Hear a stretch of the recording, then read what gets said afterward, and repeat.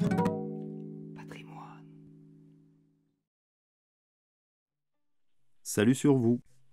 En quête de patrimoine, découvrons notre histoire.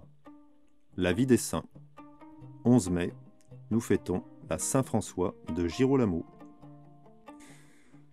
François de Girolamo naquit en 1642 à Grottaglia.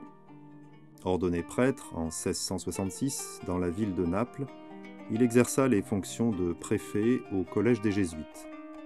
Un jour, il punit un jeune homme qui avait manqué à la règle.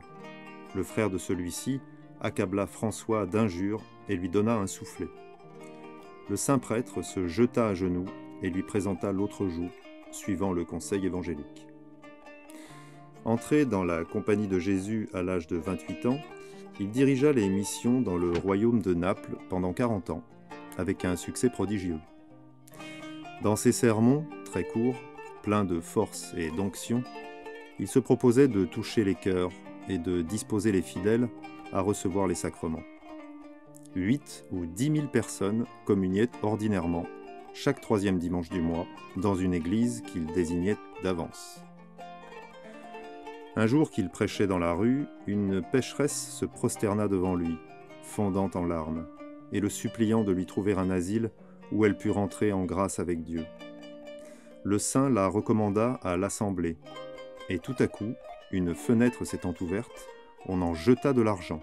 « Qui que vous soyez, dit le saint, prenez courage, la grâce de Dieu est près de vous. » Le jour suivant, une femme vint le trouver au confessionnal, lui dit que c'était elle qui avait jeté de l'argent et implora son secours pour opérer le changement de vie qu'elle méditait. Elle fut depuis un modèle de pénitence et de régularité. François mourut le 11 mai 1716. Toute la ville de Naples accourut pour le voir et l'honorer. La duchesse de Loria, femme du gouverneur, s'y rendit avec sa fille âgée de 10 ans, estropiée, paralytique, hideusement contrefaite, et qui ne pouvait faire entendre que des sons inarticulés. Cet enfant fut guéri subitement par le signe de la croix que l'on fit sur elle avec la main du défunt. Pie VII l'a béatifié en 1805. Grégoire XVI l'a canonisé en 1839.